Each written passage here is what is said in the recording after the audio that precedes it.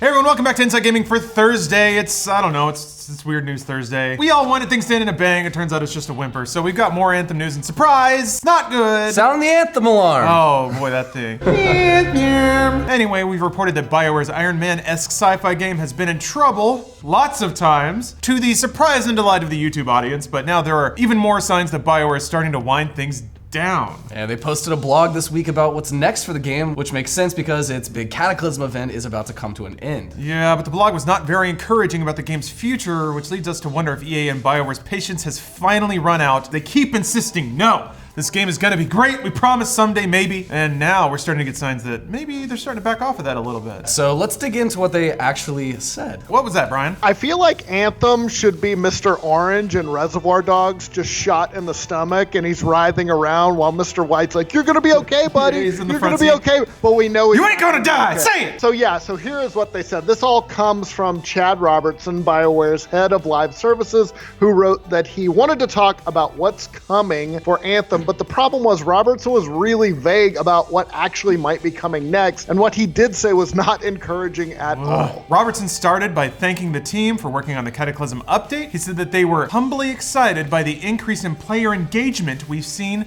with the Cataclysm. Did he quantify that increase at all? Of course not. No, he also said engagement, not player numbers. So that just means that players played a little bit more than they have been. That is definitely spin right there. Which of course they're gonna play more. It's a big event. Like, of Yeah, course there's actually they're gonna play content, it. maybe? He went on to say that they're still working on fundamental issues with the game. It's been out for half a year.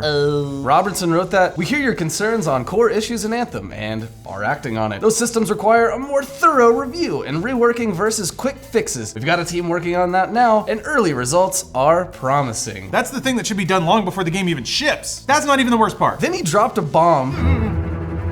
Yeah, they're ditching the entire content roadmap for the game. Why did they announce a roadmap that then just gets dissolved later? It feels like they announced the roadmap thinking that if we give players the promise that they might stick with the game. You might remember that before the game actually launched, BioWare unveiled a content calendar that broke down into acts rather than seasons. Yeah, they only detailed the first act, which included 3 updates with new events, rewards, quality of life improvements, and new missions, all culminating in the big old Cataclysm event. So the first act, they kind of outlined it, but even that didn't really deliver, did it, Brian? It was actually supposed to take place over the game's first 90 days. It took nearly 5 months for Cataclysm to finally arrive. But now Robertson says that in order to address the long-range plans of reviewing and reworking core issues, they are, quote, moving away from the act structure for updates. So they can't release a lot of new stuff yet because they're still tinkering with core mechanics. What in Anthem is even worth saving at this point? If it has no content and the core mechanics aren't working. You're gonna be okay, buddy. You're gonna be okay. You're not dying. I'm gonna be okay. He went on to say that instead we will have additional seasonal updates planned for this year that we think players will enjoy. These events will deliver challenges and chases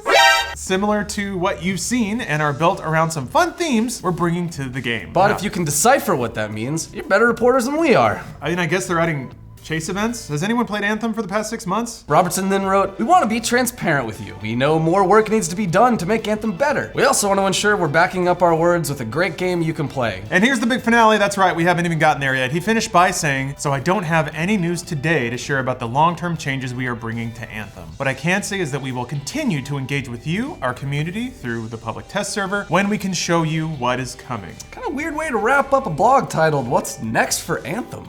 What is next for Anthem? Well, if we know. It seems like the game's long-term future is at best up in the air. If they had more content in the pipeline, you can be damn sure Robertson would have said something about that. I will give them credit though. Everyone who's on the team has been very engaging on social media, has been very engaging on Reddit and things like that. There is good faith there. What's frustrating is that there's a gap between the good faith that's clearly expressed by the people who are still working on it and how this stuff just keeps tripping and falling directly on its face. He mentioned those seasonal updates, but those seem more like minor events rather than big, meaty expansions. Robertson described them as similar to what you've seen, but that's not encouraging judging by what they've already released. Every time they release something new, the players who are left don't like it. They feel like it's not enough. So it just sounds like it's more of that planned, which that's not going to even keep the remaining players happy, much less like draw in new people. This is pure conjecture on our part, but it's possible that at this point they've got a team that's keeping the game afloat, but not enough people. They're no longer working on any big new content releases. That seems likely to me. Or there have been signs for a while now that Anthem's player base has completely collapsed. BioWare hasn't released any player numbers, but back in May we did a video noting that the game had dropped out of the most played games on Xbox, where they list about 50 of the most popular games. How's it looking this morning, Brian? I checked back in, no surprise, it's still not in there. More people are playing Hitman and Madden 18 than Anthem.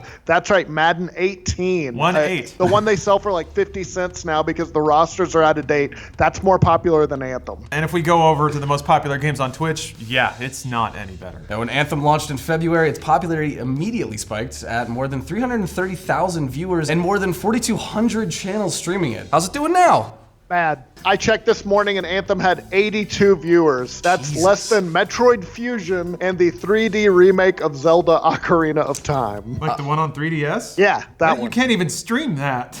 I don't know. I guess it's just somebody with an iPhone Jeez, pointed 82 at the people screen. are passed out dead in a cyber cafe with Twitch auto-playing Anthem. That is more streamers than the Machinima Twitch channel, though. Circa 2016, occasionally I drop into that Machinima stream, and it was lucky to hit the double digits sometimes.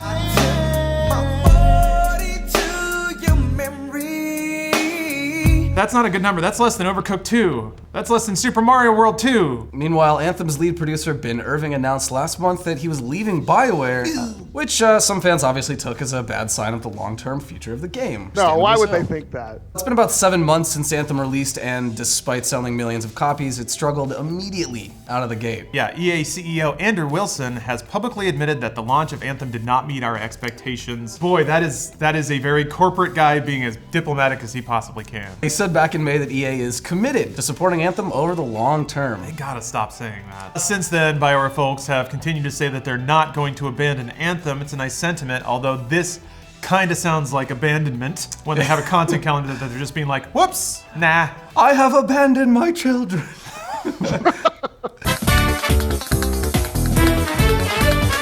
Earlier this month, BioWare GM Casey Hudson wrote in his blog that they have a big team working on Anthem in both their Austin and Edmonton offices. He also said that they have plans for fundamental improvements, but they'll take time. You know, the sort of fundamental improvements like adding a game. He also added that I believe in Anthem, and I would love to see its world grow, evolve, and thrive for years to come. There's so much of that sentiment, and I have to feel like when they say that, they don't mean that Anthem's gonna become a good game. They mean that I believe Anthem will satisfy this looter shooter hole that's in EA right now. Because they don't have a Destiny, they don't have like a games as service. And I know that EA wants it because they tried to make Battlefront 2 that game. They really need their like games as service shooter cash cow, and they just haven't found it yet, and they thought Anthem would be it. And I think everything behind EA is trying to push it there. Yeah, but notice there he said, I would love to see its world grow and evolve. Not that it's going to happen. He would love to see that happen. That's a clue. People love an underdog story. Anthem is the next Rudy. If this is From a multi-million-dollar corporation. I don't know that it's very Rudy-esque. If this is in fact the end of Anthem, it would make sense. Player base just doesn't seem to be there anymore, and at some point BioWare and EA are just gonna have to stop throwing good money after bad. Yeah, they're not going to continue to crank out content for a few hundred people. It just doesn't make economic sense, especially when you need those developers on other projects. If they go underwater on Anthem, it's just going to hurt Dragon Age 4, which is kind of what happened to Anthem. So this is a cycle that they're tripping and falling face first into over and over and over again. At some point, you have to cut your losses and move on, unless you think that the player base is going to come back. But at this point, they show no signs of doing that. And also, there are other games that keep coming out. We got Borderlands 3. Destiny's got an expansion coming out soon. Borderlands 3 really hurts it too, because that's the OG looter shooter. Can't fly in Borderlands, though. Can't fly. True. Yeah. Can't fly. It's not on Frostbite. Not on Frostbite. Yeah, the game is already heavily discounted too. The PS4 and Windows versions are selling for $20 on Amazon, and the Xbox One version is just $15. It's a game that came out this year. Meanwhile, Yeah. games like, GTA 5 and Minecraft are still $30, $40. Yeah, and better. So we're kind of waiting for this. They could always give it away as, PlayStation Plus or Games with Gold or try to goose those player numbers. But at this point, they are running out of options. That's how you turn your legacy content into something valuable as monthly active users. You just start giving away treats. Yeah, I to mean, get that's the kids how in the door. That's how Rocket League got off the ground. They gave it away for free and hooked everybody, and then made it a thing. Buy flags. Unless you're one of those people who paid $60 for it 7 months ago and you're like, F fuck all these new people. We'll know the Titanic's really not coming back up for air if even PlayStation and Xbox decide they don't want them. So yeah, at this point they're running out of options with this game, and pushing out the timeline for any updates is not helping. Meanwhile, BioWare seems to have shifted production to Dragon Age 4. Seems like if you read between the lines, that's what's going on. They're pulling people off of Anthem, putting them on Dragon Age 4. At this point, they really need that to be a hit. Otherwise, I mean, a lot of people thought Anthem might be BioWare's last game. If Dragon Age 4 doesn't hit right, it's probably looking like it.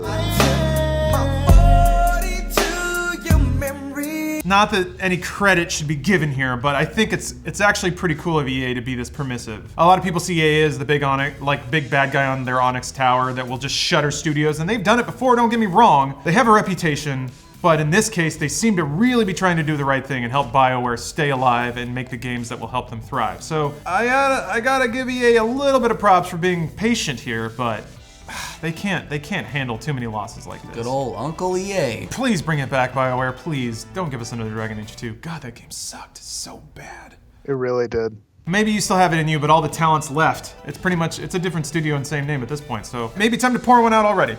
Cybersuit popped up in 240s. Anyway, the lead producer of Anthem, it's Anthem Friday! Says he's leaving BioWare after 8 years with the company. Uh-oh, this can't be good. Yeah, Ben Irving announced this week that he's stepping down after accepting, quote, an exciting opportunity at another gaming company. Whatever. Autumn loves it.